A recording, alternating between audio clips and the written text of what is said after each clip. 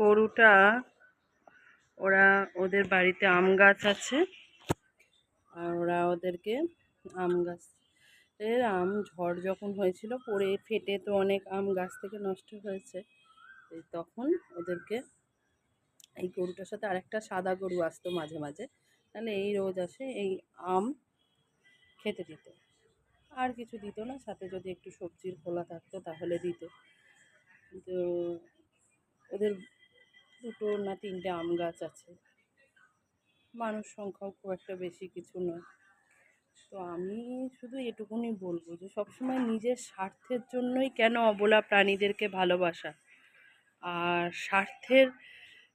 স্বার্থ মিটে গেলে কেন তাদের ভালোবাসতে পারবো না। আজকে গরুটা এসে কালকেও এসেছিল, দেখেও সাড়া দেয়নি। আজও গরুটা এসেছে, দেখেও ইগনোর করছে। আমার কাছে কিছু শাক ছিল, দিতে গেছিলাম, কিন্তু ও খাচ্ছে না, কেন জানি না। তো আমার এতই দেখে খারাপ লাগছে। আসলে ওদের বাড়িতে এই আমের খোলা, তারপর গাছ থেকে পড়ে গিয়ে যেসব আমগুলো ফেটে গেছিলো সেসব আম 2-3 দিন ধরে ওরা খুব খাই গেছে। এবার সেটাতে ওর একটা ইচ্ছে যে হয়ে গেছে, ও সেটাতে ভালোবাসতে শিখে গেছে।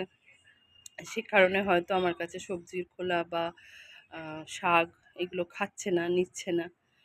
তো নিজের স্বার্থ দেখে ভালোবাসা না, আমার কাছে মনে হয় যে আমার সামর্থ্য যতটা আছে আমি ততটা দিয়েই ওদেরকে ভালোবাসি। আর ওকে ভালোবাসলে বা ওকে খাওয়ালে আমার পূর্ণ লাভ হবে, এই মেন্টালিটি নিয়ে যারা অবলা প্রাণীদের ভালোবাসে, আমি বলি তাতে না বাসো, এই চিপ মেন্টালিটিটা দেখিও না।